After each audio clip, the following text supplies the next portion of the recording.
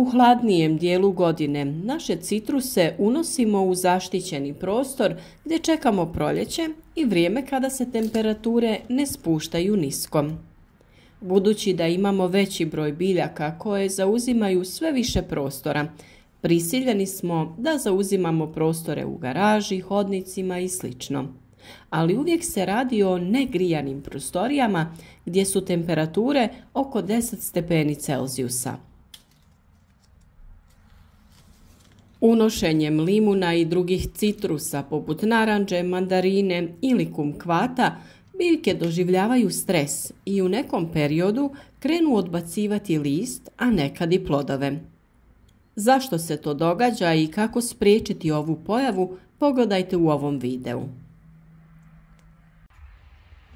Podržite naš rad sa lajkom ispod videa i ostavite nam komentar, napišite od kuda nas pratite, koje biljke uzgajate i koja su vaša iskustva sa uzgojem citrusa. Uvijek volimo kada naša publika doda neki savjet ili iznese svoje iskustvo. Tako nam pomažete da educiramo ljude u uzgoju voća i povrća, ali i drugih biljaka. Nekoliko je mogućih razloga zbog kojih opada list sa limuna, pa krenimo redom. Prvo na što treba obratiti pažnju jeste pojava bolesti. Svaka biljka počinje gubiti lisnu masu ako joj je korijen oštećen, jer se smanjuje dotok hranjivih tvari i vode u nadzemni dio biljke. Zbog toga prvi korak u rješavanju ovog problema je provjera stanja korijenovog sistema. Lagano ćemo prekopati tlo te procijeniti da li je korijen zdrav. Limun razvija korijen u svim dijelovima tla u posudi i možemo primijetiti da i na maloj dubini biljka ima odlično razvijen korijen. Bijela boja korijena znak je da je sve u redu i da nema pokazatelja bolesti. Samo biljke sa zdravim i jakim korijenom mogu ostvariti velike prinose i dobar razvoj u narednoj godini. Drugi razlog zbog kojih opada list sa limuna jeste zalijevanje. Inače, limun je biljka koja dobro podnosi obilnije zalijevanje, ali u toplijem periodu godine. U zimskom periodu kada su temperature niske, biljke treba zalijevati umjereno po potrebi, otprilike 2 puta mjesečno ili čak samo jednom. Veća je vjerovatnost da list opada ako je biljka previše zalivena nego kada joj fali vode. Treći razlog zbog kojih limun i drugi citrusi gube list jeste manjak svjetlosti. To se najčešće događa kada se biljke unesu u zatvorenu prostoriju gdje dožive jednu vrstu šoka. Tada list počinje gubiti zelenu boju te opada. Limun nije listopadna biljka, što znači da nije normalno da odbacuje veliku količinu lista, a naročito ne svu lisnu masu. Ukoliko sav list opadne, to može biti opasno za biljku, te se moramo potruditi da to spriječimo. Postoji još nekoliko razloga zbog kojih opada list sa limuna, a da bi pomogli biljci da prebrodi ovo razdoblje, ukloniti ćemo sve plodove sa nje. Ovu lijepu biljku prepunu plodova nabavili smo u vrtnom centru Drijen pored Zagreba. Zaista odličan izbor voćnih vrsta, pa ako ste u blizini obavezno navratite, a ispod videa ćemo ostaviti link gdje možete izvršiti vašu narudžbu biljaka. Naravno, u zimskom periodu dobro dođu zreli plodovi koji su puni C vitamina koji nam pomaže u obrani organizma od virusa i bolesti. Sljedeći razlog zbog kojeg opada list je manjak hranjiva. Teško je naći idealno mjesto za čuvanje biljke tokom zime jer se najčešće ne može uskladiti temperatura i osvjetljenost biljke. Samim tim biljka teže ulazi u fazu hibernacije kada miruje. Zbog toga je dobro da je tlo opskrbljeno mineralima koji su potrebni i u fazi mirovanja, ali i u fazi intenzivnog razvoja vegetacije. Od hranjiva za biljku su bitni makroelementi poput azota, fosfora i kalija, ali i drugi elementi kao što su kalcij, magnezij, a velik značaj za ove biljke predstavlja željezo. Redovnim dodavanjem ovih hranjiva u tlo biljka će akumulirati ih u sebe i lakše podnijeti hladniji period.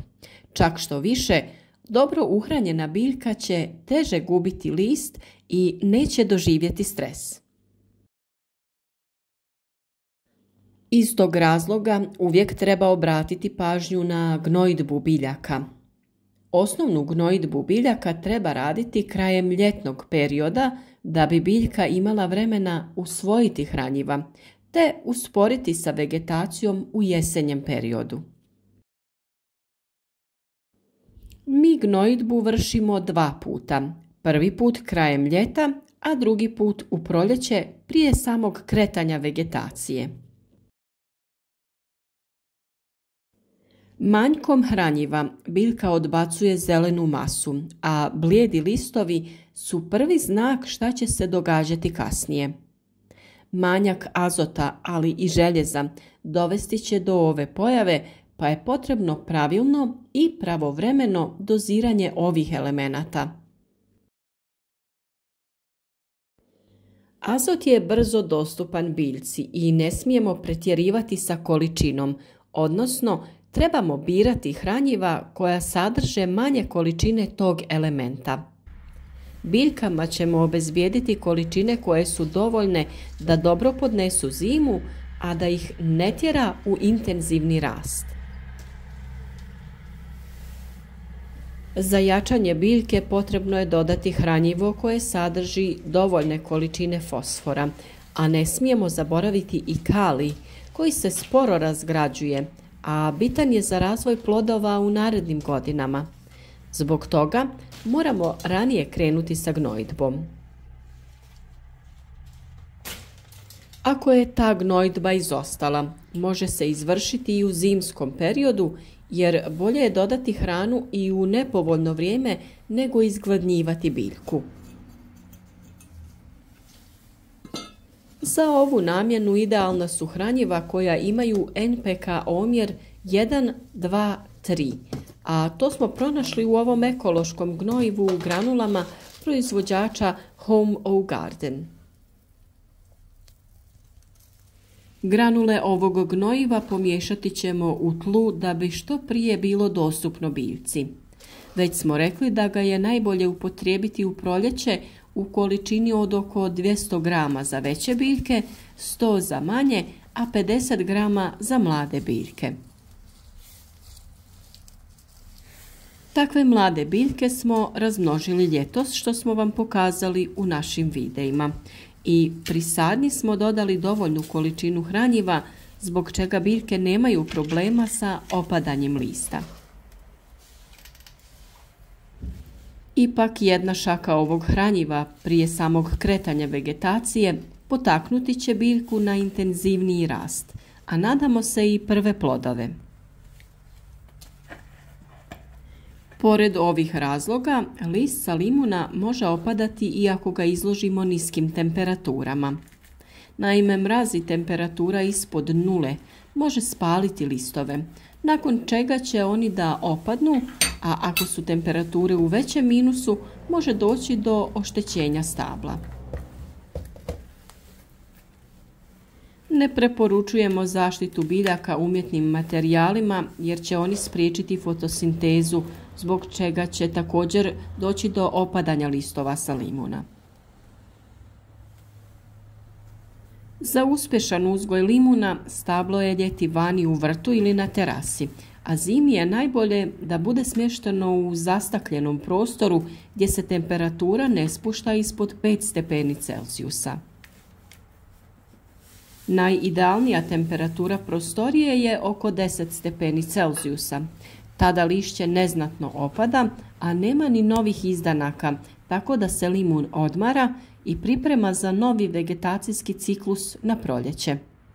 U zimskom periodu limun treba zalijevati po potrebi 2 puta mjesečno. Često i obilno zalijevanje uzrokuje masovnije opadanje lišća. Limun se presađuje svake 2 do 3 godine u smjesu vrtne zemlje, komposta i oštrog pijeska. Najbolji za uzgoj u posudi je vrsta citrus limon. Cvjeta cijele godine i formira plodove, pa je njegovo stablo vrlo dekorativno, jer se na njemu istovremeno nalaze bijeli cvjetovi, mali zeleni plodovi i veliki sazreli žuti plodovi. Podijelite ovaj video sa prijateljima na društvenim mrežama i pomozite nam u dijeljenju informacija u uzgoju voća i povrća. Zahvaljujemo se svim donatorima koji su kliknuli na super zahvalu ispod videa i uplatili nam novčani iznos koji ćemo iskoristiti za nabavku novih biljaka, da bi naš kanal postao još veća riznica informacija.